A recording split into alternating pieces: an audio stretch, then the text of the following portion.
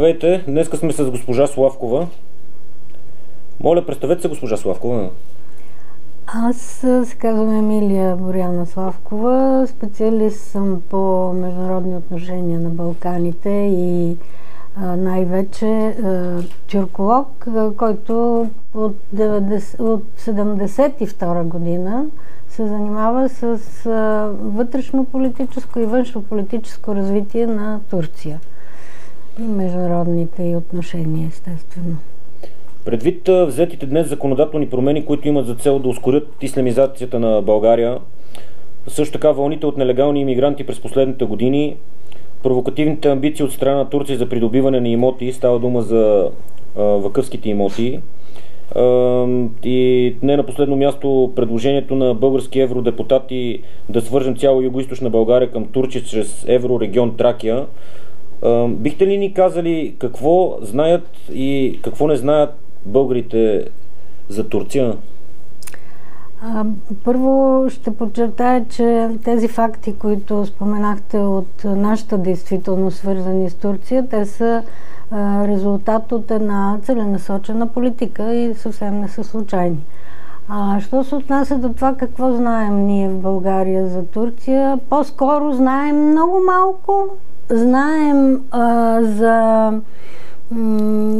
това, което пишеше в учебниците за нейната същност по време на Османската империя, но и то не всестранно го знаем, а малко така едностранно и наизуст казано, което се използва сега от много соросоидни такива, много организации, финансирани отвън, за да обвиняват колко антитурски били учебниците, защото действително така се представяха нещата и не се представяха всестранно. Но това не значи, че не може Османската империя да бъде обвинявана за хиляди зверства и грехове, които има спрямо нас и спрямо други народи. За Турция не знаем, за днешна Турция не знаем, че тя е едно логично следствие от развитието на страната след разпадането на Османската империя. Но тук малко ще спра и ще кажа, Османската империя не се разпада и така от само себе си. Тя действително, този разпад е резултат от едно загниване на системата, което има вътрешни причини, но има и външни причини, много активно съдействали за този разпад, защото те са имали и имат и днес интерес от това. И това са англосаксонците в лицето тогава на Великобритания, която диктува цялостното развитие не само на Балканите. Ние сме изключително зависими от решенията на Великобритания, нали? В нашето развитие и дори след освобождението си веднага и после в войните от началото на 20 век, но и развитието на след Османска Турция. Формирането след Османска Турция става най-вече под въздействието на Великобритания. Тя е тази, която очертава границите на създалата се в 20-та година Турска република. И там много голяма роля играят материалните цели на хората, които владеят света, в случая на англосаксонците, които искат да придобият петрола в Северен Ирак, който до тогава, до разпадането на Османската империя, е в границите на Османската империя. Има огромни пазарлъци тайни между представители на Ататюрк и на Великобритания преди подписването на основополагащия за Турската република Лозански договор от 23-та година. Преди това, откъде да мине границата между Турската република и днешен Ирак, който обаче тогава след Първата световна война е подмандатна територия на Великобритания до 1947 година.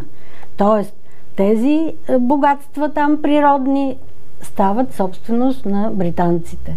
И това е... тези тайни преговори не са известни изцяло, защото не са разкрити документите, но има сведения, че всъщност в края на краищата пазарлъка е завършил на тая точка. Добре, петрола остава за Великобритания в подмандатната територия, понеже ние сме по-слаби, нали? Ние сме Турска република, която е едно следствие от победената Османска империя. И след Първата световна война Османската империя е една победена страна. И тя подписва един договор, много по-ужасен, бих казала аз, от Ньойския за България. Северски договор през 20-та година. Но с чужда помощ Ататюрк успява да отхвърли този договор и да започне една национално-освободителна, така наречена война, чрез която се изхвърлят се окупиралите Османската империя западни сили в лицето на Великобритания, Франция, Италия и Гърция, тяхното протеже. И тогава той казва Ататюрк, като вече овластен от Народното събрание в Турция, ние не признаваме този договор от Север, който пък признава Арменска република. Договор от Север. И който дава възможност на кюрдите да създадат своя република.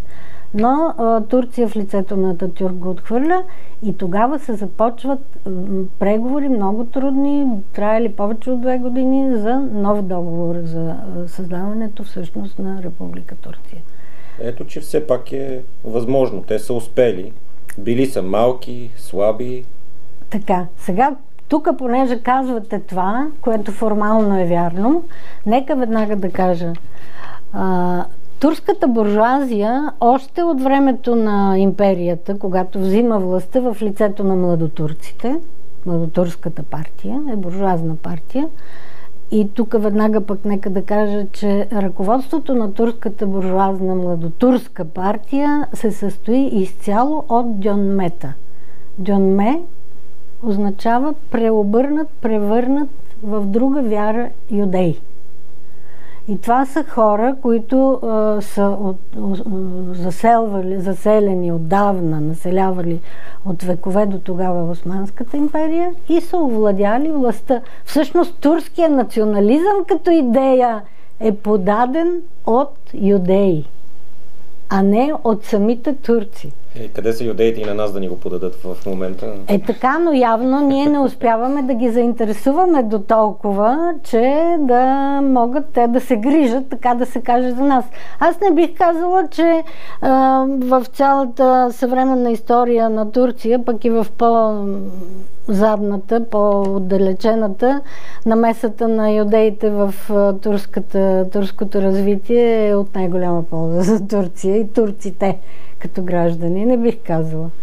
Но така или иначе, това е факт и това е един от етапите при създаването на републиката, който по-нататък се развива в същия план. Тоест, Турската република от създаването си и още малко преди това, още от овладяването, както казах, на властта в империята от страна на буржуазията, се залепва за така най-великата сила в света, като нейн страж, като нейн най-верен съратник, може да се каже.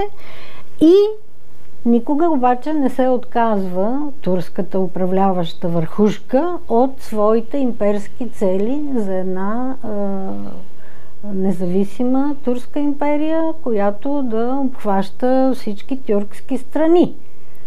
Тъй като днешна Турция е правоприемник на Османската империя. Много хора, аз тук ще ви прекъсна, много хора у нас твърдят, че не било така и че Османската империя не била турска, но това е много смешно. Защото... Следвам логиката на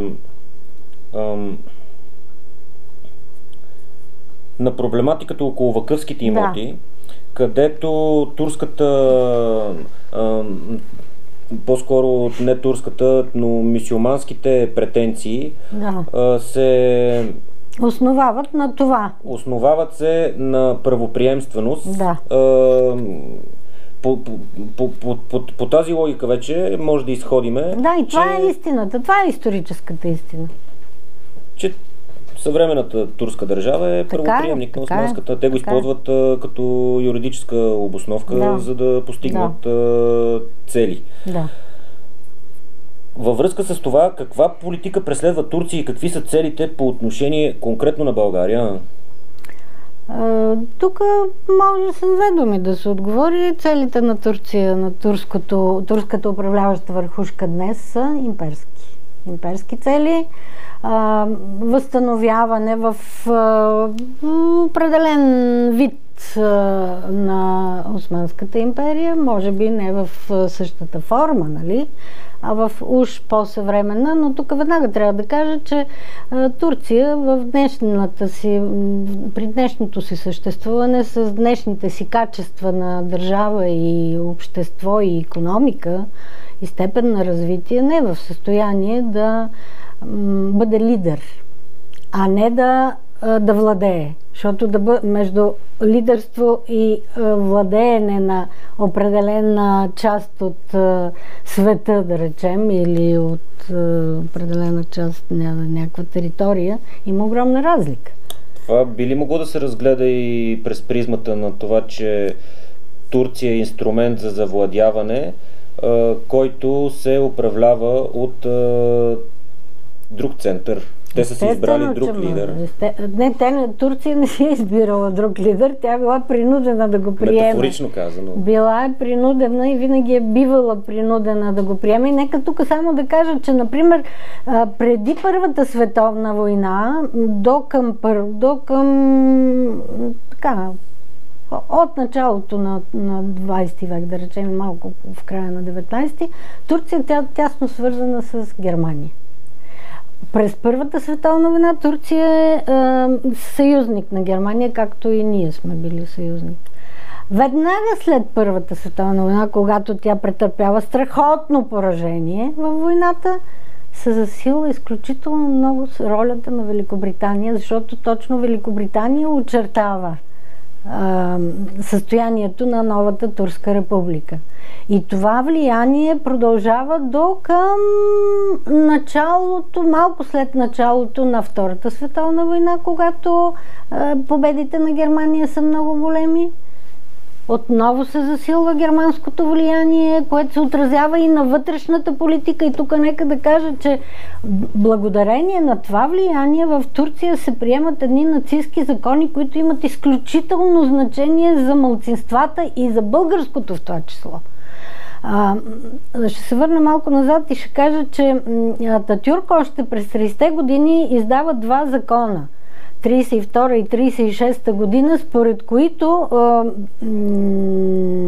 членовете на официално приетите религиозни малцинства, а те са 3, плюс българското 4, иначе са арменско, гръцко и еврейско. Българското се приема с отделни документи, но също е прието за малцинство. Членовете на тези малцинства престават да имат право да работят за наичийска работа. А повечето от членовете на тези малцинства са именно за наичии. След това се издава и друг закон, според който принадлежащите към малцинствата не могат да работят професии като лекар, инженер, адвокат, зъболекар, аптекар. Какво е това? Това е отричане правата на малцинствата, нали? И между 41 и 45 година, 4 години действа един абсолютно нацистски закон, който е известен като закон за имуществото. Той има едно дълго формално название, но това няма значение. Според който обаче е важно, че малцинствата плащат различните малцинства различно.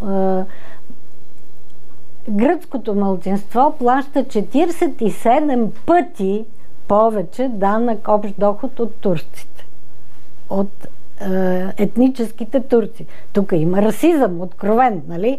Двоен аршин.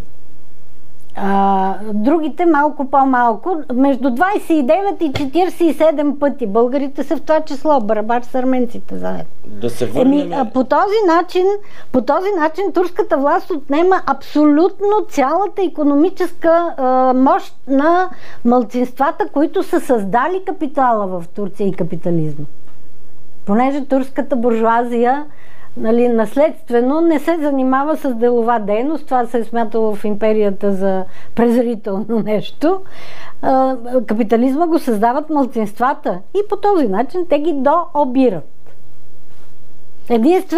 Единствено еврейското малцинство днес продължава да има своята икономическа роля в стопанството на Турция. Има еврейски, управлявани от евреи, създадени от евреи и управлявани от евреи големи холдинги. Как осъществява своите имперски амбиции съвременна Турция, конкретно по отношение на България? И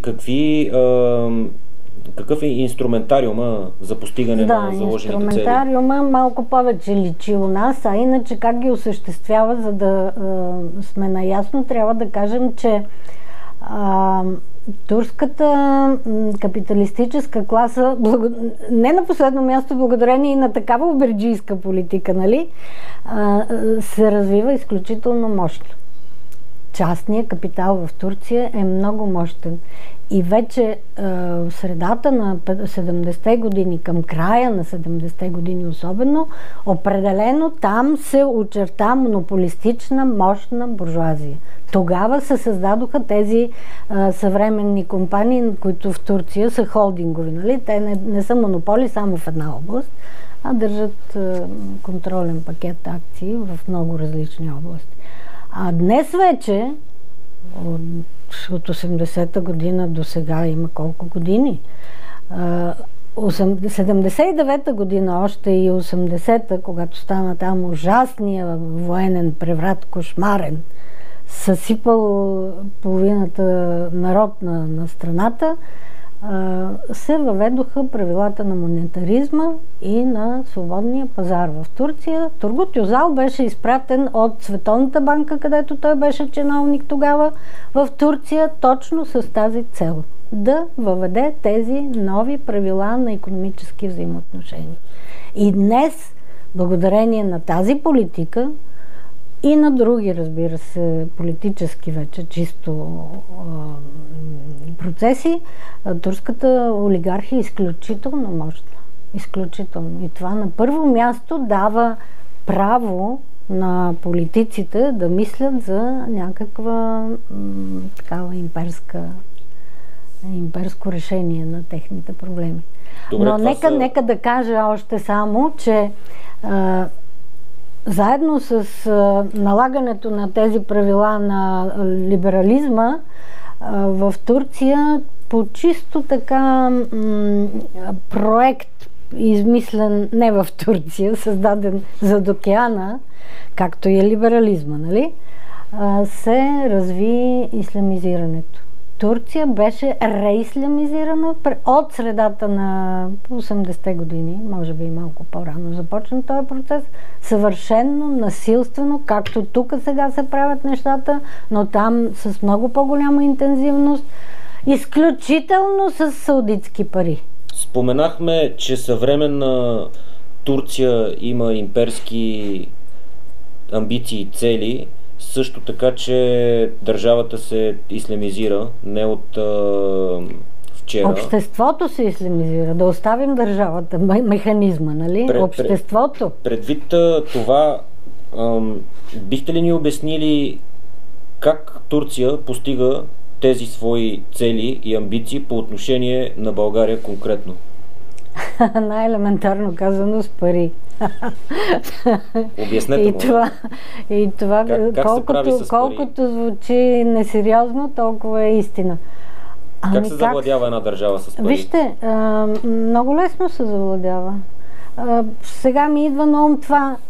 Кой тук реагира от българските управляващи, че Ердоган построи в Търговище ли беше или в Шумен един завод Шише Джам, който е клон на един голям турски завод за стъкларска промишленост, за 500 милиона долара. Това дори за мощната турска държава са огромни пари.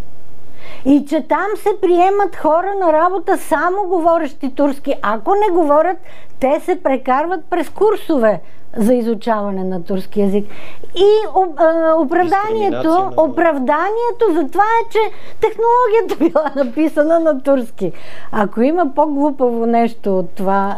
Законодателството казва, че опътването на независимо на една машина, щом се внася в България, то трябва да бъде преведено на български език. Но ето аз казвам какво се казва от управата на завода, защото е имало запитване. Добре, това е по една линия. Техните капитали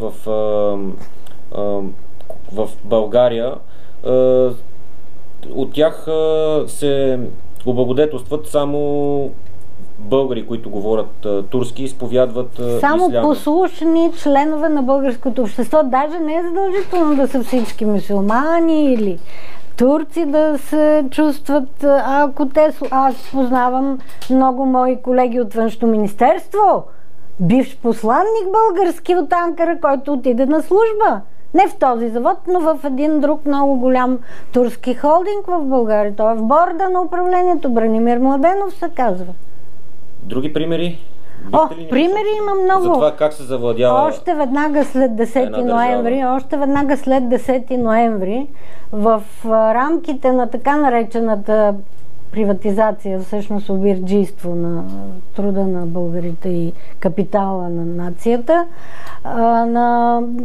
на бивши служители, всъщност бивши условно казано, бивш служител на служби за сигурност няма, нали знаете? Те са такива докато умрат.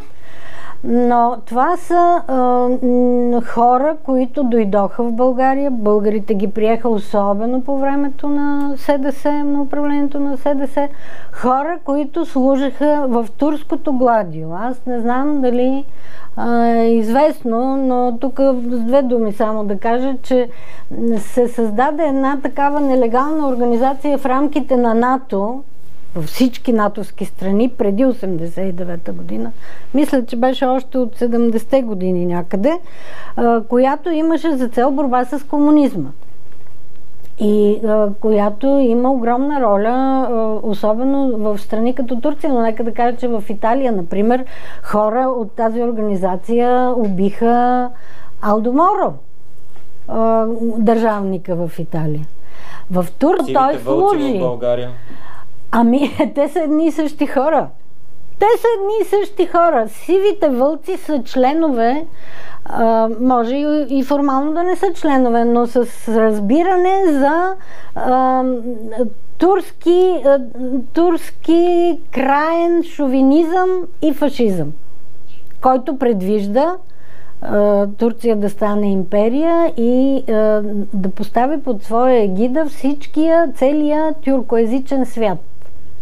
А ако може и останалия сега, това е стара теория, нали? Още от началото, даже от края на 19 век, но сега се прибави към този национализъм, който се проповядва в Турция от фашистката партия, в чиито кадри са сивите вълци. Те са нейния бойни умрук, така да се каже. Искате да кажете, че те продължават да съществуват и днес като терористична организация? Нелегално сигурно продължават, но тяхната партия, профашистка в Турция, съществува. Тя се нарича не партия националното действие, както ми пишат тук сумати журналисти или кой ги знае какви. Тя се нарича партия на националистическото движение. Нейният председател се казва Девлет Бахчели. И той е една много здрава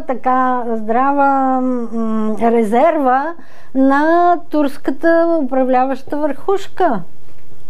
Има ли общо с аналогичната организация в България ДПС? Защото непременно има общо. В интернет пише, че лидер на сивите вълци е бил господин Ахмед Доган. Тук затова е лежал и в затвора. Известно е, че тази организация е нелегална на турците в България, която аз още не мога да разбера дали е създадена от българските служби за сигурност преди 10 ноември или не, защото съм чела най-различни работи, а нямам достъп до тайни сведения, но те са се наричали сиви вълци. И нека в този дух да кажа, турските тайни служби винаги по време на социализма особено, а и преди 9 септември, са имали амбицията да участват най-активно в българския обществен живот с оглед петата турска колона да бъде под тяхно абсолютно въздействие и влияние. И да бъде възпитавана в дух на турски шовинизъм. Сивите вълци в днешно време се изроди в нещо като втора или трета политическа сила в България. Каква е ролята на турската държава? Огромна. Огромна. Турската държава просто върше както пожелая в България, защото тук няма държава. Тук няма служби за сигурност. По-скоро, ако формално има такива, те служат на Турция, отколкото нещо друго да служат на българската национална идея, просто на българската нация, просто защото българската нация е лишена от своя защитен механизъм, от националната си държава е лишена. Нека да кажа, по време на правителство на СДС на Филип Димитров, на много известни сиви вълци, които бяха прехвърлени в България, просто защото в Турция вече гладиото трябваше да бъде така, да се освободят от гладиото. То беше неудобно. И те не го разрушиха напълно, но го пуснаха в най-дълбоко, как се казва, подземие. Изпратиха тук в България свои представители като бизнесмени. Ето по този начин. В Турция всичко е съединено. Капитала се ръководи от държавата. И СДС-то даде, какво даде? Даде този голям хотел до гарата. Имаме информация на хора от турските служби. В този хотел и в управлението на неговия борд и днес присъства лицето Йордан Соколов. Мисля, че знаем кой е Йордан Соколов. Кой е Йордан Соколов? Йордан Соколов е министър на вътрешните работи от първото правителство на СДС. Виден български юрист, адвокат по, мисля, бракоразводни... Не съм сигурна дали бракоразводни дела. Даден беше също този голям хотел Тримонциум в Пловдив, също на турски фашисти. Това са хора фашисти. Дадоха им така. Сигурно не просто от само добра воля, сигурно сметките на отговорните български лица в банките са били добре попълнени, нали? Но дадоха им Кореком, това голямо външно-търговско предприятие.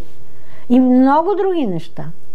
А кой подписа договорите с турската фирма Джейлан за строеж на Горна Арда? И нищо не стана. И никой не търси отговорност от това лице, което се нарича Иван Костов. Какво още подписа Иван Костов? Иван Костов, по времето, когато аз бях във Външно министерство, подписа заедно с своята колежка Надежда, така наречена, това беше, Нейнска, подписаха договор с Турция за разграничаване на морските пространства между двете страни, защото това беше наредено от Организацията по международно морско право. Тогава за първи път в света се наложи разграничаване на морските пространства между две съседни страни. Той подписа договор след около 2 годишно водене на преговори, с който облагодетелства, хариза на турската държава 000 квадратни километра морско пространство в Черно море, подморското и в морското пространство. Всичко, каквото съществува. Те ги подариха. Какво още подписа Иван Костов? Иван Костов, противно на всички конституционни разпоредби в България, подписа споразумение с турската страна за изплащане на пенсии на турски граждани до живот. А как го подписа? Подписа го, защото го прекара като решение на Министерския съвет, Конституцията повелява, че такива кардинални въпроси, засягащи дълбоко икономиката на страната, трябва да бъдат решавани в Народното събрание. Несъмнено греховете на господин Костов са много големи спрямо но България. Не само неговите. Не само неговите. Кажете следващите в списъка, които така да се каже, ощетяват българския национален интерес спрямо съседна Турция. Този завод Шише Джам беше създаден по времето на управлението на ГЕРБ. Аз като икономист мога да ви кажа, че рамките, в които българската икономика е поставена, не позволяват друг инструмент, по който би могло да се увеличи паричната маса, освен чрез чуждестранни инвестиции. Така, а защо е поставена в такива условия българската икономика? Задавахте ли си този въпрос? Ама нека да го кажем, защото българската национална държава не съществува. Тя е поставена на колене от западни сили, благодарение на тук някакви хора, които се наричат политици и които управляват от мое име, но не са ме питали дали аз искам това или не искам. И значи аз смятам, че трябва това положение коренно да бъде променено, за да бъдат защитавани националните интереси.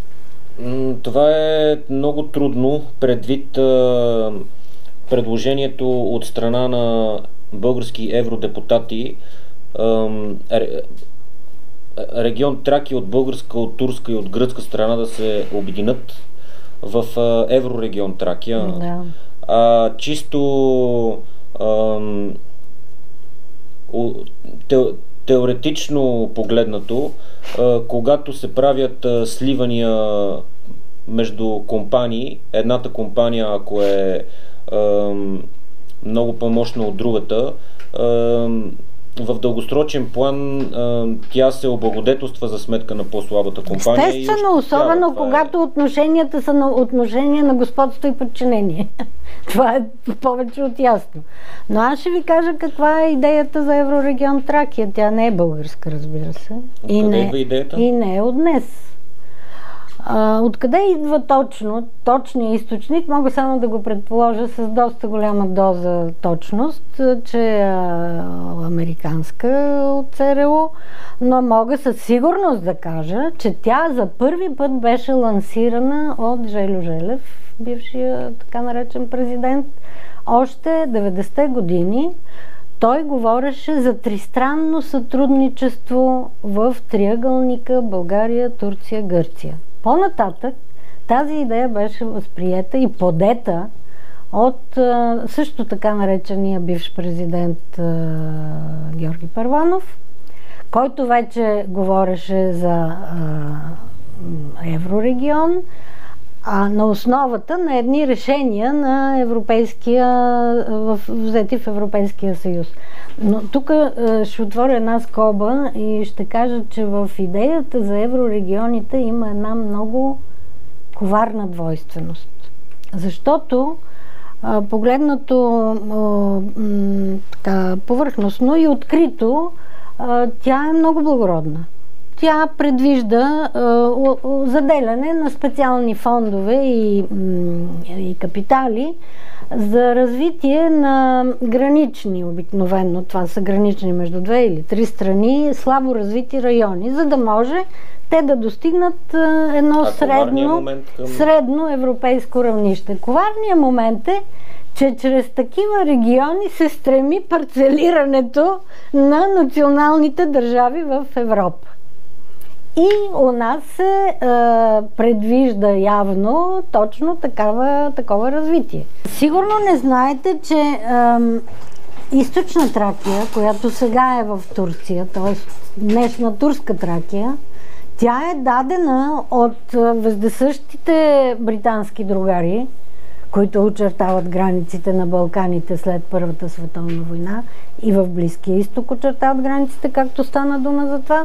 Тя е дадена на Турция при подготовката на подписването на Лозанския договор. Кога обаче? Когато вече е свършил пазарлъка за петрола в подмандатната иракска територия на Британия. А този пазарлък, аз не казах напълно до край как е бил. Петрола ще остане за нас, англичаните, но какво пък ние, турците, ще правим вътре в страната с нашите кюрди, никой няма да се интересува.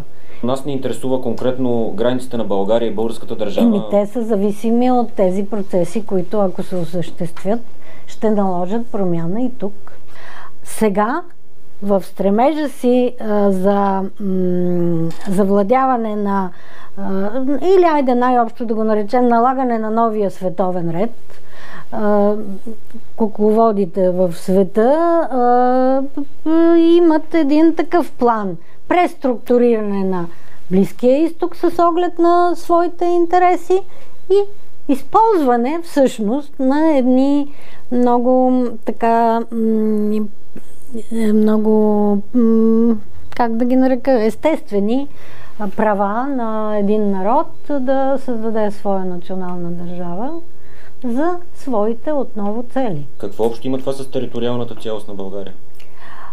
Толкова има общо, че ако се стигне до там да се създаде такава кюрдска държава, това ще наложи отцепване на голяма кюрдска, именно етническа кюрдска територия от съвременната Турска република. А откъде идва тази надежда, че би могло кюрдите да създадат държава? Последните дни имаше едно изявление на един американски сенатор, който е син на един също, мисля, че е сенатор, Рон Пол, който пък е известен с критицизма си към американската политика. Но сенатора Ранд Пол се нарича, изключителен ястреб. Той е кандидат за президент на Съединените щати от 2016 година и той се обърна специално към кюрдите, като им заяви, че ако той дойде на власт, ще направи всичко възможно и направо ще създаде, той така казва, аз ще им подаря една кюрдска нова страна, кюрдска държава. Какво ни засяга нас, българите, това нещо? Нас това ни засяга, доколкото водени от опита от историята, знаем, че когато Турция, много важна за целия Запад, но и специално за Съединените щати страна, е била винаги компенсирана, ако господарите на света са я ощетявали по някакъв начин. И е била компенсирана от чрез българска територия.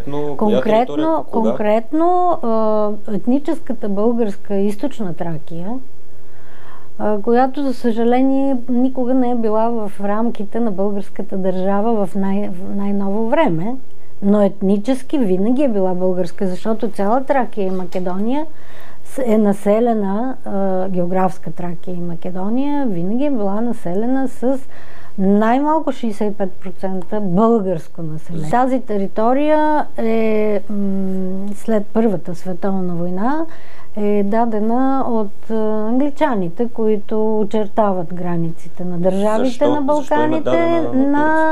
Дадена е първо на Гърция. Но след като, тъй като явно от днешна гледна точка нещата изглеждат така, че англичаните са разполагали с нашите територии както намерят за добре британците. След сложни процеси има там, около Първата световна война, в която османската територия е била окупирана от западните сили, Британия, Франция, Италия и тяхното протеже Гърция. След като турските национални сили на Кемал Ататюрк провеждат национално-освободителна война и изхвърлят тези сили от страната, но нека да кажа, с огромната инициатива и помощ на кюрдските самоорганизирали се дружини, защото те защитават своята родна територия заедно с всичко, тогава Турция побеждава в тази гръцко-турска война, а между другото точно британците дават бонуси на Гърция, че е хубаво тя да си завземе византийските някогашни територии от завладялата ги Османска империя. И след като тя е изхвърлена много позорно от Турция, тогава източна Тракия, която е нейно владение, е дадена на Турция след вече Първата световна война, при подготовката на подписването на Лозанския договор с Турция и западните страни. Лозанския договор, който е основополагащ за създаването на новата Турска република. Тая аналогия много лесно може да се направи с днешно време. Защо е дадена? Дадена е за да се компенсира Турция. И за да има Турция едно парченце, 3% от територията й на европейския континент. Те сега я имат също. Така да, ама защо им е дадена? Турция не си е извоювала сама тая територия. Един човек, когато интервюрах, каза, че великите сили, ако са искали да помогнат на България, на християнския свят... Не са искали. Ето отговора. Не са искали. Великите англосаксонски сили специално никога не са искали. И даже има нещо друго, което е известно, но не на всички може би, че Фердинанд много омразен, и за мен лично омразен цар, но когато се подготвя Първата световна война, той първо се обръща към Англия и Франция за помощ, за превъоръжаване, за финанси, за армията, и те отказват. И той тогава се насочва към Германия. Защото те винаги са ни разглеждали като руско влияние тук, руска територия. За тях няма нужда да има руска силна България. Каква е идеята за Еврорегион Тракия? Кой го иска обаче? Кой отправи това искане? Това е Социалистите. Какви социалисти? Отправиха го хората, които са турени да управляват тракийската организация, които вместо да се погрижат, за да по някакъв начин възместят или да върнат в собственост, както предвиждат договорите, между другото, двустранния с Турция договор, ангорския, има и такава точка, че собствеността в Турция е запазена и че който се върне там, ще бъде въведен. Няма един такъв въведен в собственост. Вместо това да правят, те лъжат, непрекъснато омайват малко страхливите тракийци, които не успяват да се преборят за своите права, и им обясняват как много работят заедно с Външно министерство, но е много трудно. А в замяна на това ходят в Европейския парламент и то водят делегация цяла от 30 души и от тракийци загубени, нека да кажа, в Европейския парламент, за да предлагат това нещо. Вие самата сте тракийка. Да. Говорите така от яд. От яд говоря, да, защото не можах, аз по никакъв начин не можах да ги активизирам хората, да се противопоставят на... даже не толкова да се противопоставят на политиката на управлението на този съюз, а да настояват за своите права, да искат отстояване на правата си. Ако знаят какви са им правата? Ами защо не се интересуват? Не, те в така линията на мнозинството българи казват, абе нищо няма да стане. Но това според мен е много глупав подход. Напротив, в Харманли бяхме преди няколко месеца на протест срещу нелегалните имигранти. Действително доста шум се вдигна, но резултата беше много сериозен и той е, че ще се отваря втори такъв център.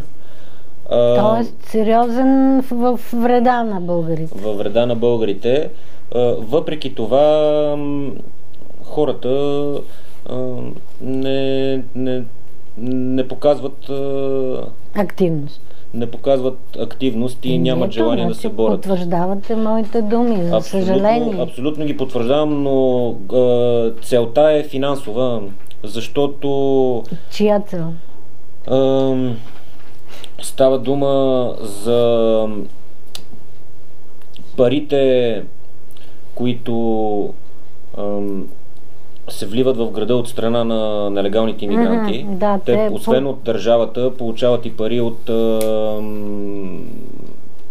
от различни фондации, банки с банкови преводи, пари, които са нерегламентирани. Тези средства отиват ли част от тях и каква част до гражданите? До гражданите на града отиват средства, които са определени за инфраструктурни инвестиции и други. Това е по линия, примерно, на правителството българско и на европейските програми, но тук става дума за сравнително малка сума.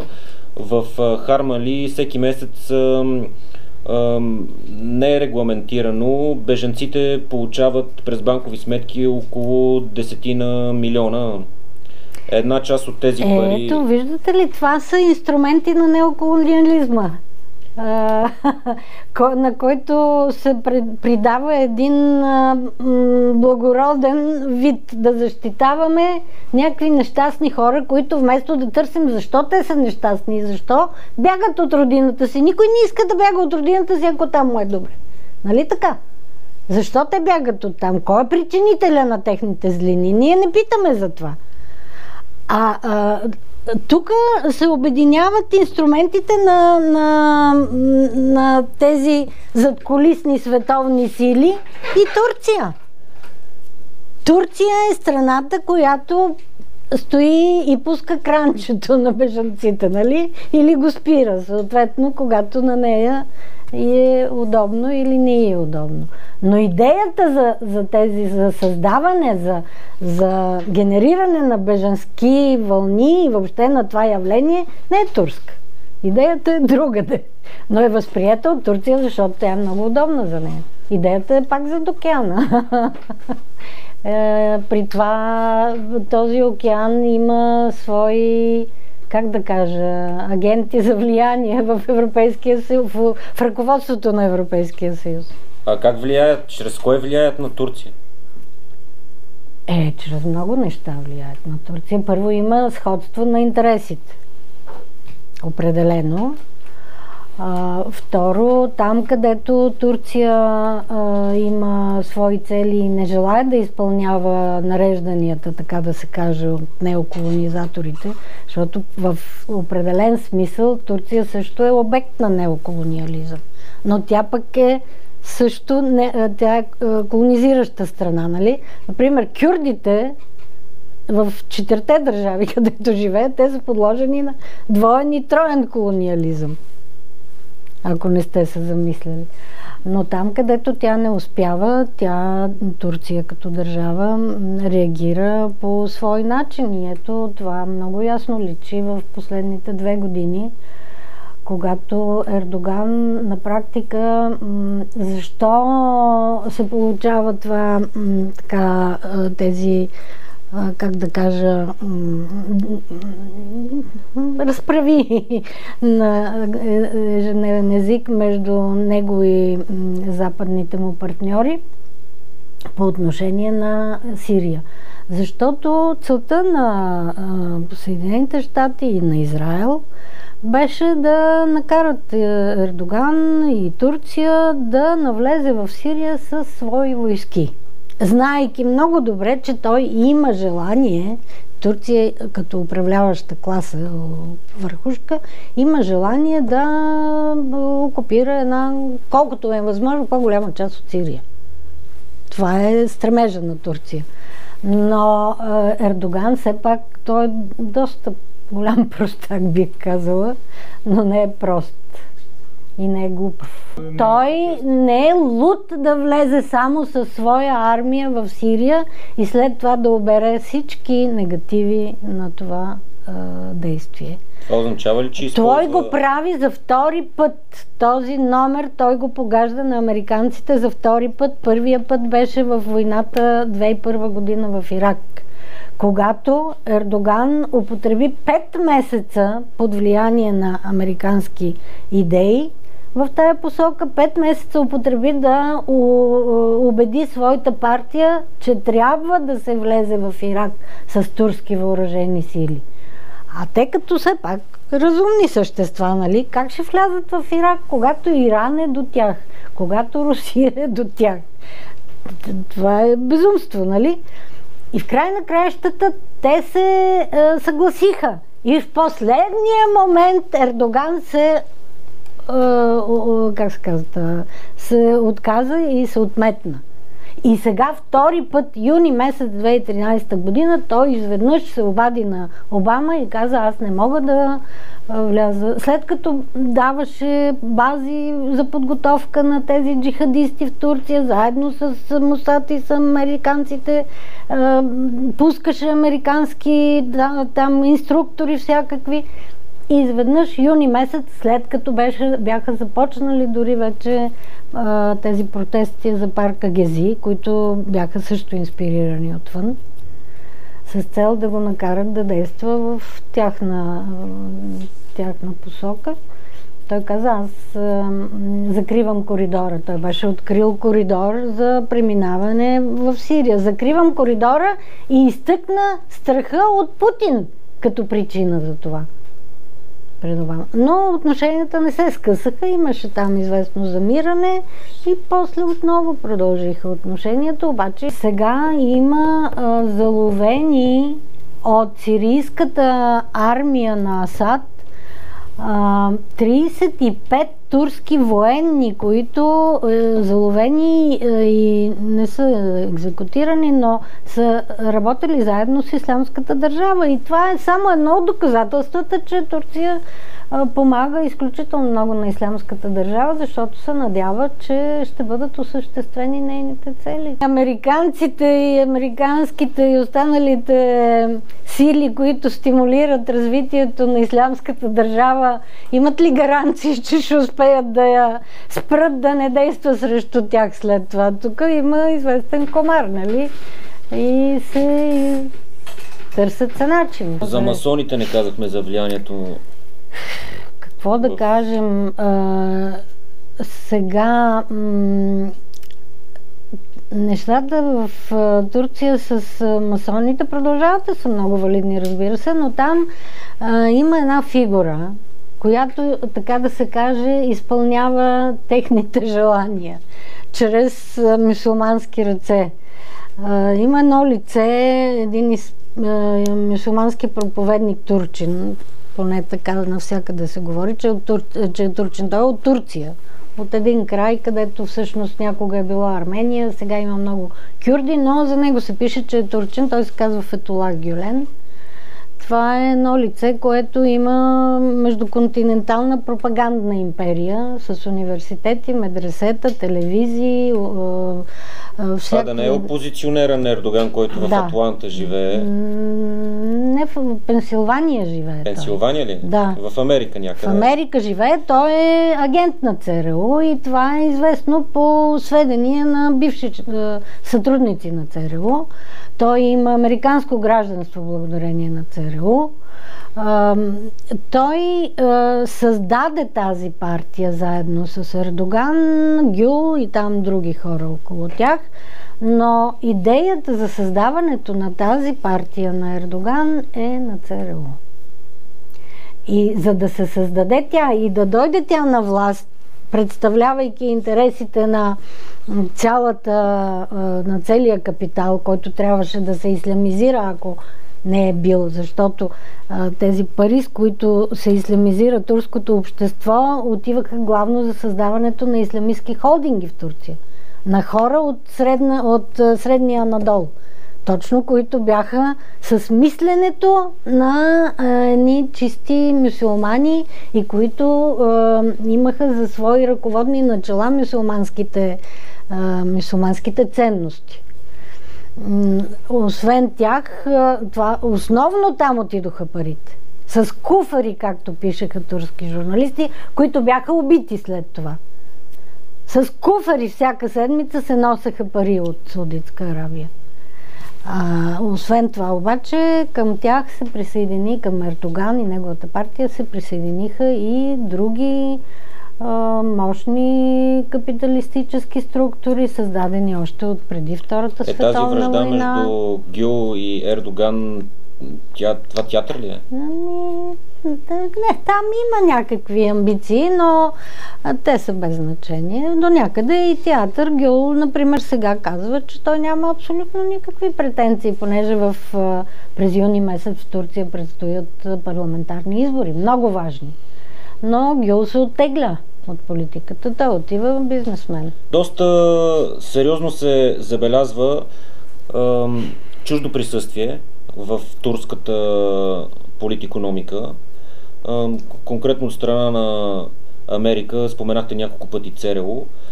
България също се управлява от американците и от ЦРУ. Защо турската държава и турското общество вървят напред и нагоре, а българската държава и българското общество вървят назад и надолу? Отговорът е изключително прост, защото просто кукловодите имат различни цели по отношение на двете страни. И винаги са имали различни цели. Кукловоди Турция има съвършено различно значение. Значи, и голямо. Те се борят Турция да стане империя, а България да загине като държава. Да, казано съвсем примитивно, така изглежда.